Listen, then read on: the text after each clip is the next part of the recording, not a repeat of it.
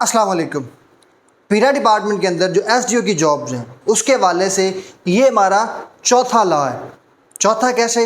पहला पीरा act, constitution और सीआरपीसी के बाद ये चौथा लॉ है और ये बहुत ही इंपॉर्टेंट होने वाला है और इसका नाम है the Punjab prevention of hoarding act सन 2020। अब ये शुरू करने से पहले एक तो मैं आपको ये समझाऊंगा कि ये एक्ट बेसिकली क्यों आया, इसकी यूथ क्यों पेश आई और इस एक्ट के अंदर क्या क्या चीज़ें हैं। ये इसी एक लेक्चर के अंदर पूरा का पूरा हम the Punjab prevention of hoarding act सन 2020 वाला कंप्लीट करेंगे।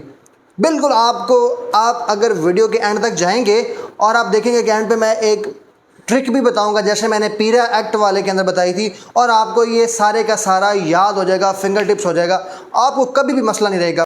और इस पीरा के शेड्यूल लॉ के अंदर ये जो Punjab prevention of hoarding act है इसके मैंने 43 एमसीक्यूज़ के नोट्स बनाए हैं। अगर आप वो 43 एमसीक्यूज़ याद कर लेंगे, तैयार कर लेंगे तो आपको ये सारे का सारा लॉ तैयार हो जाएगा, सारे का सारा ये एक्ट तैयार हो जाएगा। अब देखिए 43 एमसीक्यूज़ पढ़ने में हार्डली 15 मिनट नहीं लगते। 15 मिनट के अंदर ये सारा का सारा आपको एक्ट तैयार हो जाएगा उन नोट से। तो ये जो हमारा पेड ग्रुप बना हुआ है उसके अंदर हमने बच्चों को ये नोट शेयर कर दिए हैं ऑलरेडी। तो मैं आज एक अनाउंसमेंट भी करने जा रहा हूँ। पीरा एक्ट, पीरा के अंदर जितने भी शेड्यूल लॉज हैं जो साथ के साथ हैं, सीआरपीसी, कॉन्स्टिट्यूशन और उसके अलावा जो हमारे पास रूल्स हैं पीरा के और जो ऊपर लिखा हुआ ना इंटरप्रिटेशन, मैक्सिम्स, उन सारे के नोट्स आप लोगों को सिर्फ़ और सिर्फ ये जो आप वीडियो देख रहे हैं, अगर ये आप कोड यूज़ करेंगे ना कि यूनिस 25 तो आप लोगों को 2500 रुपये के अंदर, वैसे तो 3000 रुपये प्राइस है जिसके अंदर हम सारे के सारे नोट्स, सारे के सारे जो लॉज हैं, पीरा लॉज हैं, शेड्यूल लॉज हैं, उनके नोट्स और उसके साथ साथ ज्योग्राफी के नोट्स, कंप्यूटर साइंस के नोट्स और आईसीटीज़ के नोट्स, जो इन्फॉर्मेशन टेक्नोलॉजी है, एआई है, उसके नोट्स और उनके साथ साथ एडीएस मैथ के नोट्स ही आपको फ्री ऑफ कॉस्ट मिल जाएंगे। जो फ़ीस है वो सिर्फ़ और सिर्फ 2500 रुपये है। उसके अंदर आपको ये सारे के सारे जो लॉज हैं और उसके अलावा मैंने बाकी जो नोट्स बताए हैं वो भी आपको मिल जाएंगे। और ये जितने भी वीडियोस लेक्चर्स हैं, जैसे पीरा एक्ट के लेक्चर्स यूट्यूब चैनल में मेरे पड़े हुए हैं जिसमें पूरा मैंने पीरा एक्ट पढ़ाया है, सीआरपीसी, कॉन्स्टिट्यूशन और ये भी, और फर्दर जितने भी लेक्चर्स आएंगे वो इंशाल्लाह फ्री ऑफ कॉस्ट होंगे। बाकी जितने भी चैनल्स आपने देखा होगा उनके लेक्चर्स पहले अवेलेबल थे, जैसे ही सीट्स आई वो उन्होंने प्राइवेट कर दिए, लेकिन मैंने कभी ऐसा किया नहीं है। और वो सारे के सारे लेक्चर आप लोगों के लिए एट द एंड, जब तक आप इंटरव्यू तक जाएंगे, आपको हमेशा के लिए वो अवेलेबल रहेंगे। और ये सिर्फ और सिर्फ हम नोट्स की रहते हैं, उसके अलावा बाकी जितने भी लेक्चर होंगे वो आपके लिए फ्री ऑफ कॉस्ट होंगे। और अगर आप नोट्स लेना चाहते हैं, स्क्रीन पे नंबर शो हो रहा है, ये व्हाट्सअप नंबर है, आप इस पर रब्ता करके आप नोट्स बाय कर सकते हैं। और इसके साथ साथ हम आप लोगों के टेस्ट भी लेंगे। टेस्ट के अंदर इंग्लिश के टेस्ट, मैथ, पीरा एक्ट और ये जितने भी शेड्यूल लॉज हैं इनके टेस्ट आप लोगों को ग्रुप में ऐड कर दिया जाएगा और वहाँ पर टेस्ट का लिंक आया करेगा, आप टेस्ट दे सकेंगे। आपकी टेस्ट एवेल्युएशन भी, सोचें, नोट्स प्लस टेस्ट एवेल्युएशन भी, और बहुत सारे ऐसे फ्री लेक्चर्स भी आपको मिलेंगे सिर्फ और सिर्फ 2500 के अंदर, अगर आप ये कोड इस्तेमाल करते हैं। और इसके अलावा हमारी जो फ़ीस है वो 3000 रुपये, और वो भी कुछ ज़्यादा फ़ीस नहीं है, आपको पता है बड़ी ही मिनिमम फ़ीस हमने रखी है इस चीज़ के लिए। तो बगैर किसी देर के शुरू करते हैं जी। हमारे पास आज का एक्ट है the Punjab prevention of hoarding act सन 2020। अब देखें जी, पंजाब का पता आपको, प्रिवेंशन करना, बचाना, होर्डिंग मतलब अगर कोई बंदा या कोई डीलर या कोई सामान बेचने वाला, तो डीलर या फिर कोई कारोबारी बंदा स्टॉक ना कर ले, होर्डिंग ना कर ले, चीज़ों को इकट्ठा करके अपने पास छुपा ना ले, ताकि पब्लिक के अंदर उस चीज़ की जो डिमांड है वो बढ़ती जाए। एक ऐसी चीज़ जिस चीज़ की ज़रूरत है पब्लिक को, लेकिन किसी एक बंदे के पास है और वो उसको स्टॉक कर ले, होल्ड कर ले, रोक ले और वो पब्लिक को ना दे, बेचे ना, तो उसे कहते हैं हम होर्डिंग। क्यों? क्योंकि अगर जितनी डिमांड ज़्यादा होगी उतनी ही ज़्यादा प्राइसेस बढ़ जाएगी। अब डिमांड ज़्यादा है, सप्लाई कम है, और जो सप्लाई थी भी उन्होंने वो भी होर्डिंग कर ली है, स्टॉक कर लिया है, तो अब क्या हुआ है, अब महंगाई और ज़्यादा बढ़ जाएगी। अब जो चीज़ 100 रुपये की है वो इजीली वो 200 रुपये, 300 रुपये या 500 रुपये में भी बेच सकेंगे, क्योंकि उनको पता है इसके अलावा और कुछ चीज़ तो है नहीं अवेलेबल मार्केट के अंदर या किसी और शॉप के पास, या फिर ये जो कारोबार होता है उसके अंदर मोनोपोली भी चलती है कि वो चीज़ों को होल्ड कर लेते हैं ताकि एक आर्टिफिशियल मीन के थ्रू चीज़ों की प्राइस को बढ़ाया जाए, प्राइस के अंदर हाइक्स लाई जाए। तो ये बेसिकली इस तरह ये जो एक्ट है वो जो मुनाफाखोर हैं या जो लोग चीज़ों को एक्यूमुलेशन ऑफ थिंग्स या आर्टिकल्स कर लेते हैं, चीज़ों को अपने पास स्टॉक कर लेते हैं नाजायज़ तरीके से, ताकि लोगों के अंदर उस चीज़ की जो हाइप है वो ज़्यादा क्रिएट हो, महंगाई ज़्यादा हो और आर्टिफिशियल थ्रू वो वहाँ पर एक चीज़ की डिमांड बढ़ जाए, जब डिमांड बढ़ेगी तो प्राइस बढ़ेगी, प्राइस बढ़ेगी तो उनके पास मुनाफा ज़्यादा से ज़्यादा आएगा। तो उस चीज़ को रोकने के लिए ये Punjab prevention of hoarding act आया। अब ये आया क्यों, ये देखिए सन 2020 है ना, यहाँ से एक अहम चीज़ है। कब ये एक्ट आया? सन 2020। सन 2020 से क्या होता है? इससे पहले आता है जनाब कोरोना वायरस। आपको पता है ना, कोरोना वायरस आया जिसे हम कोविड-19 भी बोलते हैं। 19 मतलब सन 2019 के अंदर। सन 2019 के अंदर जब कोविड-19 आया तो आपको पता है मार्केट्स बंद होगी, मेजरली इंपोर्ट एक्सपोर्ट बंद हो गया, फैक्ट्रीज बंद होगी, लोग एक जगह पर रिस्ट्रिक्टेड हो गए। तो लोगों, अब देखें एक चीज़ जनरल परसेप्शन है, लोगों का एक जनरल माइंडसेट होता है, जब इंसान परेशान होता है, जब इंसान देखता है कि जी ये चीज़ ख़त्म ना हो जाए, जब ओवर थिंकिंग करता है तो फिर क्या करता है? वो एक्यूमुलेशन करना शुरू करता है, इकट्ठी करना शुरू कर देता है। फ़र्ज़ करें जी एक डीलर है, उसकी शॉप है जी, उसकी शॉप है किराने स्टोर की। अब उसको पता है कोविड आ गया है, अब क्या हो गया है कि मार्केट्स बंद हो गई हैं, लॉकडाउन हो गया है। तो उसके बाद उसको पता है कि अब जो चीज़ें हैं, जो इंपोर्ट एक्सपोर्ट है, मुल्क से बाहर आना जाना है, या फिर मुल्क के अंदर भी फैक्ट्रियाँ बंद होगी तो चीज़ें नहीं मिलेंगी। और उससे क्या होगा, फिर जब डिमांड ज़्यादा होगी तो चीज़ें, जो मेरे पास चीज़ पड़ी है इसकी वैल्यू ज़्यादा हो जाएगी, इस पर मुनाफा मुझे ज़्यादा आएगा। तो फ़र्ज़ करें जी उसके पास दुकान के अंदर उसके पास पड़े हैं जी, उसके पास 100 तोड़े शुगर के पड़े हैं, चीनी के पड़े हैं। अब वो क्या करता है, पहले फ़र्ज़ करें जो चीनी की प्राइस थी, वैसे आज का जो चीनी की प्राइस है वो 173 रुपये पर केजी चल रही है। आपको आइडिया होना चाहिए, इंटरव्यू के अंदर ऐसे क्वेश्चन पूछ लेते हैं। जब ये आपका इंटरव्यू आए तब आपने तब भी देख के जानी, क्योंकि ये चीज़ें किस में आती हैं? प्रिवेंशन ऑफ होर्डिंग एक्ट के अंदर जो आर्टिकल्स हैं, जो शेड्यूल्स आर्टिकल्स हैं उनके अंदर आती है। तो आपको इनके प्राइस का भी पता होना चाहिए। आजकल वैसे इतना रेट चल रहा है। तो फ़र्ज़ करें जी ये डीलर है, इसके पास 100 थोड़े शुगर के पड़े हैं, चीनी के पड़े हैं। अब इसको पता है कोविड-19 लग गया, अब ये चीनी 176 रुपये में बिक रही है। तो अब क्या होगा, अब मैं अगर ये चीनी के तोड़े ना बेचूं, ये अपने पास सेव रख लूं, और अगर गाहक है उसको कहूं कि मेरे पास नहीं पड़े, तो फिर क्या होगा, जब डिमांड बढ़ेगी ना, जब डिमांड बढ़ेगी, डिमांड इंक्रीज़ हो जाएगी, और जब सप्लाई जो है, सप्लाई, अब ये बेचने वाला बंदा था, इसने सप्लाई क्या कर दी, बंद कर दी है। तो डिमांड ज़्यादा होगी, सप्लाई कम होगी, तो उससे क्या होगा, फिर इससे जो प्राइसेस हैं, जो महंगाई है, या जो चीज़ वो पहले है वो महंगी हो जाएगी। वो क्या हो जाएगी, प्राइस उसकी इंक्रीज़ हो जाएगी। अब ये जो फ़र्ज़ करें जी 173 है, इसे इंक्रीज़ होकर 200 से इंक्रीज़ होकर 250, तो इस तरह से इसका जो मुनाफा है वो बढ़ता जाएगा। तो इसीलिए फिर जो डीलर्स होते हैं, जो बिज़नेसमैन होते हैं, या जो बिजनेस वाले होते हैं, वो होर्डिंग कर लेते हैं। जैसे इमरान खान के दौर में गंदम का रेट बहुत ज़्यादा बढ़ गया था। पहले गंदम जो थी वो 2022 रुपये में थी, और अचानक से वो 5000 रुपये चली गई है। अब जिन लोगों के पास, जिन फार्मर्स के पास गंदम पड़ी थी, उन्होंने क्या कर लिया, स्टॉक कर ली, क्योंकि रेट देखे ना, पहले 2000 है, फिर 2500 हुआ, फिर 3000 हुआ। जिनके पास गंदम पड़ी थी 2000 रुपये के हिसाब से, एक किसान है, उसने गंदम उठाई है अपनी खेतों में से, फसलों में से, तो अब क्या किया, उसने अपने पास रख ली है। अब रेट डेली बढ़ रहा है, डेली रेट बढ़ रहा है, क्योंकि डिमांड ज़्यादा है। अब वो किसान वेट कर रहा है जी 2500 पे होगी, या 3000, 3500, 4000 पे ये रेट तो ऊपर जा रहा है, तो मैं इसको अपने पास रखता हूँ ताकि रेट ज़्यादा से ज़्यादा होता जाए।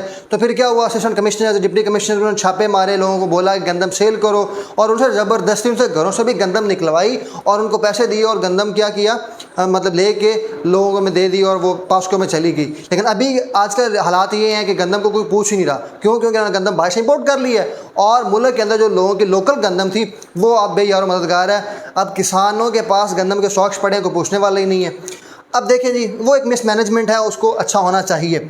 अब आपको समझ आ गया होगा कि जो होर्डिंग होती है वो क्यों होती है, क्योंकि कोई डीलर है, बिजनेसमैन है, वो प्राइस ज़्यादा लेने के लिए, मुनाफा ज़्यादा लेने के लिए वो चीज़ को अपने पास होल्ड कर लेता है, रख लेता है, ताकि उस पर वो ज़्यादा से ज़्यादा मुनाफा कमा सके। और ये जो मुनाफा कमाना है ये इलीगल है। क्यों? कौन कौन सी चीज़ों का इलीगल है? 41 ऐसी आइटम्स हैं, ऐसे आर्टिकल्स हैं, ऐसी चीज़ें हैं जिनको आप होर्डिंग नहीं कर सकते, जिनको आप स्टॉक नहीं कर सकते। इसी शेड्यूल लॉ के अंदर लास्ट में 41 आर्टिकल्स दिए गए हैं, ऐसी चीज़ें दी गई हैं जिनको आप होल्ड नहीं कर सकते। ऐसी चीज़ें जो असेंशियल कमोडिटीज़ में आती हैं, जो लाजमी चीज़ों में आती हैं, जो इंसानों को चाहिए ही चाहिए, जैसे गंदम है, इस तरह बाकी 41 आइटम्स हैं, इनको आप होल्ड नहीं कर सकते। इनके अलावा आप होल्डिंग कर सकते हैं, वो भी अगर आपको मतलब इलीगल ना हो, तो अगर लीगल मीन्स के ज़रिए आप कर सकते हैं। फ़र्ज़ करें ये पॉइंटर है ना, ये पॉइंटर जो है ये इन आर्टिकल्स में नहीं आता, इन आर्टिकल्स में नहीं आता और मेरे पास पैसे हैं तो मैं इसका ज़रा बल्क में ख़रीद लूँगा क्वांटिटी और इसको बाद में बेच दूँगा। और मेरे पास अगर फ़र्ज़ करें मुझे पता है कि मैं जी ये 1 लाख ख़रीद लेता हूँ मार्केट से और मुझे पता है कि इसने साल बाद महंगा हो ही जाना है, तो मैं उसको साल होल्ड रखूँ और उसके बाद सेल कर दूँ, मुनाफा कमा लूँ। लेकिन क्या होता है, ये एसेंशियल कमोडिटीज़ में नहीं आता, ये एसेंशियल कमोडिटीज़ में नहीं आता, इसलिए गवर्नमेंट को कोई फ़र्क नहीं पड़ता, आप चाहे सारे के सारे खरीद के रख लें, क्योंकि जो प्राइवेट मार्केट उसके अंदर लोग दोबारा खरीद लेंगे, दोबारा मार्केट में कंपटीशन रहेगा। तो इस तरह से है जो एसेंशियल कमोडिटीज़ हैं, जो लाजमी चीज़ें हैं, जो daily day to day affairs में काम आती हैं, वो ऐसी 41 चीज़ें हैं जिनके ऊपर आप होर्डिंग करना बैन है, इलीगल है। तो ये था इसका बेसिक ओवरव्यू कि होर्डिंग एक्ट की जरूरत क्यों पड़ी, होर्डिंग का मतलब क्या होता है, चीज़ों को रोकना कैसे होता है, और कोरोना वायरस के बाद ही इस एक्ट का ज़रूरत पेश आई, क्योंकि पहले तो होर्डिंग का इस तरह सीन नहीं होता था। लेकिन जैसे कोरोना वायरस आया, लॉकडाउन लगी, लोगों ने अपने पास चीज़ें स्टोर करना शुरू कर दिए ड्यू टू मतलब ज़्यादा मुनाफा कमाने के चक्कर में। तो ये फिर एक लॉ एक्ट बनाया गया ताकि जो गवर्नमेंट ऑफ पंजाब है वो लोगों को चीज़ें मुहैया कर सके, जो एसेंशियल कमोडिटीज़ हैं, जो daily day to day affair की चीज़ें हैं, जो इस्तेमाल करने वाली चीज़ें हैं। अब हम चलते हैं, देखते हैं इस एक्ट के बारे में मज़ीद और इसको शुरू करते हैं जी। तो ये जो हमारे पास एक्ट है, the Punjab prevention of hoarding act, ये गज़ट के अंदर 11 अगस्त सन 2020 को शाया किया गया। इंपॉर्टेंट MCQs है, आपको याद होना चाहिए कि गज़ट के अंदर ये कब एक्ट जो है वो पब्लिश हुआ, क्योंकि पहले आपको पता है ना एक्ट को पास कैसे कर रहा है जाता है या क्या तरीक़ेकार होता है, ये मैंने पीर एक्ट के पहले लेक्चर में बताया हुआ है, आप जाके वो सुन सकते हैं, उसका लिंक मैं डिस्क्रिप्शन में दे दूँगा तो आपको पता चल जाएगा। मैं अभी बता देता हूँ शॉर्ट व्यू के अंदर। सबसे पहले अगर कोई भी एक्ट पास करना है तो पंजाब असम्बली के अंदर, अगर पंजाब लेवल की बात करें तो पंजाब असम्बली के अंदर जाती है असम्बली, वहाँ पर जितने भी मेंबर्स हैं, MPAs हैं, वो उस पर डिस्कस करते हैं। अगर पंजाब असम्बली से कोई भी एक्ट पास हो जाता है, कोई भी लॉ पास हो जाता है, तो फिर वो जाता है गवर्नर के पास, फिर गवर्नर उसमें अपनी कंसेंट देता है और कंसेंट देने के बाद अगर गवर्नर राज़ी हो उस पर वो साइन कर देता है और उसके बाद वो चला जाता है गज़ट में शाया हो जाता है। जब गज़ट में शाया हो जाए उसका मतलब ये है कि अब ये आम लोगों पर अप्लीकेबल होगा, अब ये सब लोगों को इसको मानना पड़ेगा, क्योंकि लोगों ने वोट दिए हैं MPs को, उनको लेजिस्लेटर बनाया। अब जो उनके नुमाइंदा हैं उन्होंने कानून पास किया है और उनका कानून पास करने के बाद अब जो लोग उनको मानना पड़ेगा। तो ये 11 अगस्त सन 2020 को ये पब्लिश हुआ है गज़ट के अंदर और उसके बाद सन 2020 का ये 15वां एक्ट है। मतलब सन 2020 के अंदर और भी काफ़ी सारे एक्ट पास हुए हैं, पहला, दूसरा, तीसरा, तो ये 15वां नंबर एक्ट है वो ये है। और क्या इस एक्ट आने से पहले कोई पहले एक्ट भी मौजूद था? तो जी हाँ, पहले भी एक एक्ट मौजूद था, उसका नाम है, ये देखें जी, the Punjab prevention of hoarding act, लेकिन वो सन 2020 का 6ठा एक्ट था।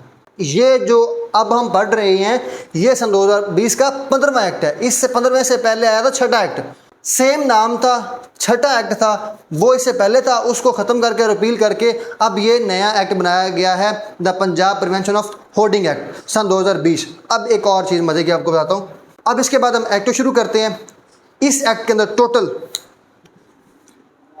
सेक्शन जो हैं वो है जी 18। इस एक्ट के अंदर टोटल 18 के 18 सेक्शन हैं और इन 18 के 18 सेक्शन के नाम याद करने की ट्रिक मैं इस लेक्चर के एंड पे आपको बता दूंगा और आपको वो ये सारे के सारे 1 मिनट के अंदर याद हो जाएंगे।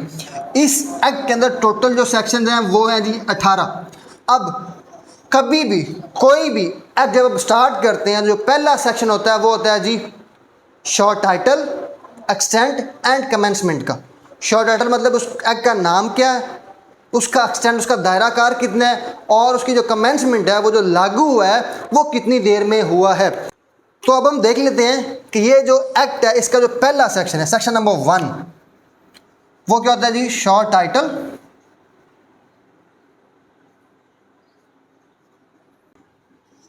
Extent and commencement. अब इनका मतलब क्या है, अब देखें जी, टाइटल मतलब इस एक्ट का नाम क्या है, एक्सटेंड मतलब ये जो है इसका दायरा कार कितना वसी है, कमेंसमेंट मतलब लागू कब हुआ। सबसे पहले जिसका नाम शॉर्ट टाइटल, किसी भी एक्ट का तरीक़ेकार यही होता है, उसका सबसे पहला सेक्शन उसका ये 3 चीज़ें बता रहा होता है। सबसे पहले जी इसका जो एक्ट का नाम है वो यही है, the Punjab prevention of hoarding act 2020। उन्होंने लिखा हुआ है this act may called the Punjab prevention of hoarding act 2020। Number 1 ये क्लियर हो गया हमारा शॉर्ट टाइटल।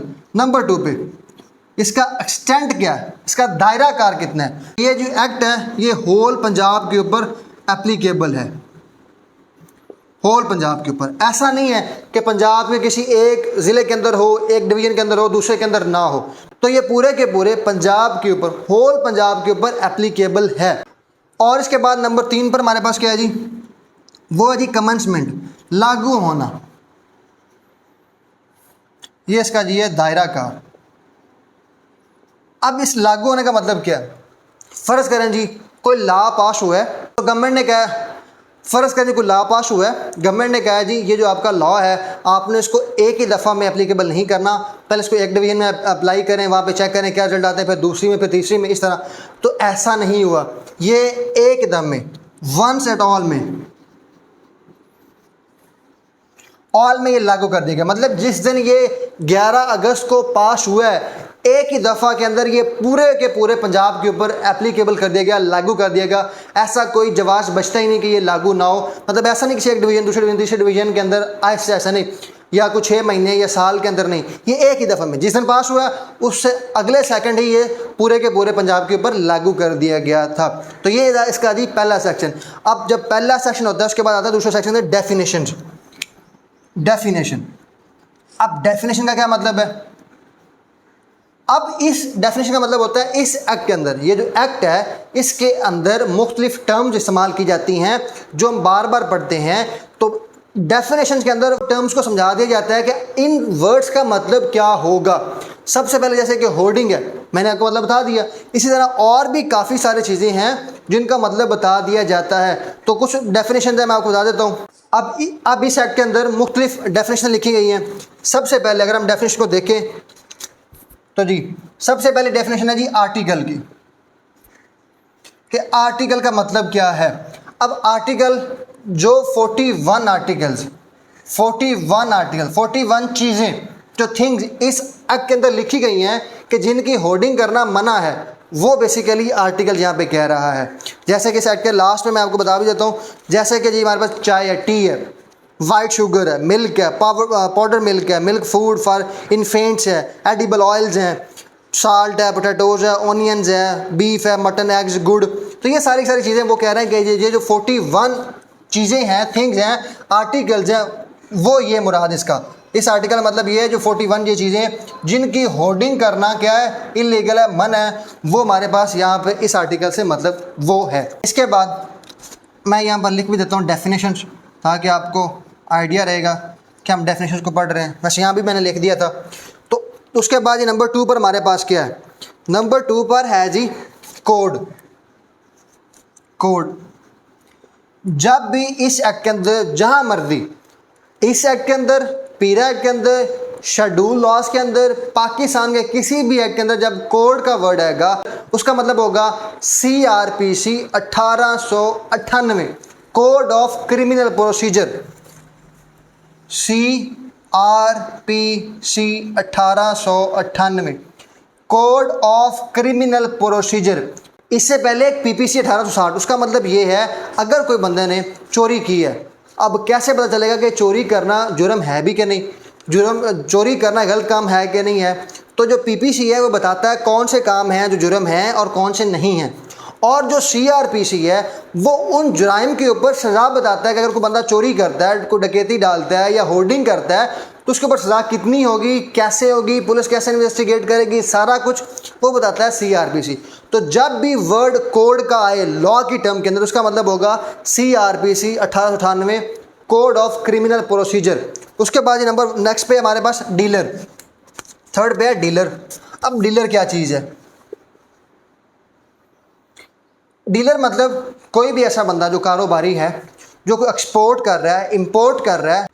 डीलर से मुराद कोई भी ऐसा बिजनेस हो सकता है, कोई कंपनी हो सकती है, कोई इंडिविजुअल इंसान हो सकता है, कोई ग्रुप ऑफ पीपल्स हो सकते हैं जो कारोबार कर रहे हैं, जो इंपोर्ट कर रहे हैं, एक्सपोर्ट कर रहे हैं, किसी चीज़ को सेल कर रहे हैं, बाय कर रहे हैं, या फिर वो एक कारोबार चला रहे हैं वो इंडिविजुअली, या फिर एक से ज़्यादा लोग मिलकर कंपनी की शक्ल में, किसी फर्म की शक्ल में, तो वो जो चीज़ बेच रहे हैं सकते हैं। अब उनका काम क्या होगा, या वो कुछ चीज़ सेल कर रहे हैं, या बाय कर रहे हैं, या फिर स्टॉक कर रहे हैं। ये 41 जो आइटम्स हैं, 41 आइटम के रिलेटेड, तो वो डीलर कहलाएगा। मतलब वो इंपोर्टर भी हो सकता है, एक्सपोर्टर भी हो सकता है। अब ऐसा भी तो है ना कि कोई ऐसी चीज़ जिसकी पाकिस्तान के अंदर ज़रूरत है, फर्ज करें गंदम है, उसकी पाकिस्तान के अंदर ज़रूरत है, ऑलरेडी डिमांड है, लेकिन कोई जो एक्सपोर्टर है वो आता है, वो यहाँ से गंदम लेता है और बाहर एक्सपोर्ट कर देता है, हालांकि यहाँ पर तो ऑलरेडी ज़रूरत है। तो क्या वो इससे बता ये सारे डीलर्स हैं। तो जो वो कोई एक इंसान, कंपनी या फिर ग्रुप ऑफ पीपल्स भी हो सकते हैं, वो सेल, परचेज या फिर स्टॉक करने के साथ साथ वो और भी क्या वो किसी चीज़ के मैन्युफैक्चर भी हो सकते हैं, कुछ चीज़ बना भी रहे हो सकते हैं, प्रोड्यूसर भी हैं, पैकेजर भी हैं। कोई चीज़ अब एक कंपनी बना रही है चीज़, दूसरी सेल कर रही है, एक दरमियान में कंपनी जो पैकेजिंग कर रही है। अब ये ना हो कि बनाने वाले ने बना दी है और जो पैकेज करने वाला उसने अपने पास स्टॉक कर लिया है, तो वो कह रहे हैं कोई पैकेजर भी हो सकता है, कोई इंपोर्टर भी हो सकता है, एक्सपोर्टर भी हो सकता है, होल सेलर भी हो सकता है, रिटेलर भी हो सकता है। तो इसको वो क्या कहते हैं, डीलर। उन्होंने कहा डीलर का वर्ड इन सब के लिए इस्तेमाल किया है। उसके बाद नेक्स्ट वन जी हमारे पास है गवर्नमेंट। चौथी डेफिनेशन है गवर्नमेंट की।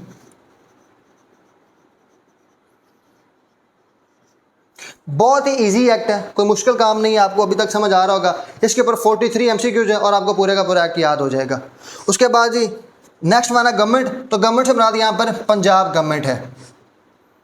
जो पंजाब गवर्नमेंट है ना, वो हमारे पास क्या है, ये जो गवर्नमेंट का मतलब अगर गवर्नमेंट का वर्ड इस एक्ट के अंदर आता है उसका मतलब होगा पंजाब गवर्नमेंट। नेक्स्ट जी हमारे पास है होर्डिंग या फिर होर्ड।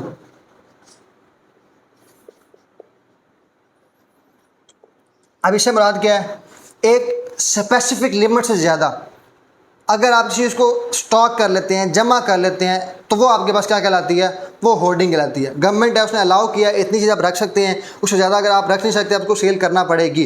तो एक लिमिट, जो एक मुतय्यन लिमिट है, उससे ज़्यादा अगर आप किसी चीज़ को स्टोर करते हैं, अपने पास रखते हैं, तो वो बेसिकली क्या कहलाता है, वो होर्डिंग कहलाती है। और स्पेशली जिनमें ये 41 आइटम्स जो है हमारे पास जो असेंशियल कमोडिटीज़ में आती हैं, तो इनको आप होर्डिंग नहीं कर सकते, इनको आप ज़रूरत से ज़्यादा स्टॉक नहीं कर सकते।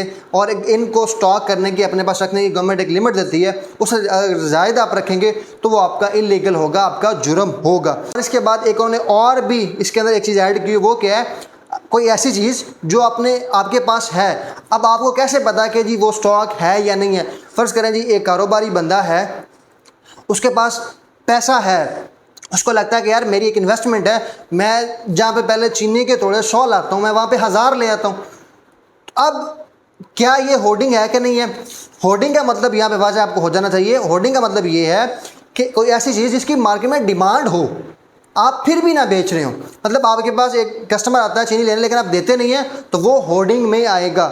तो इस तरह ये जो होर्डिंग है कि आप एक मुतय्यन लिमिट से ज़्यादा अगर आप चीज़ को स्टॉक करते हैं और उस चीज़ की मार्केट में डिमांड भी और आप फिर भी सेल नहीं कर रहे, दिस इज़ कॉल्ड होर्डिंग। उसके बाद जी ऑफिसर। ऑफिसर का मतलब बताया गया है, छठी डेफिनेशन ऑफिसर। जब भी इस एक्ट के अंदर ऑफिसर का वर्ड आएगा तो आपने समझ जाना है कि उसका मुराद है डीसी, डिप्टी कमिश्नर।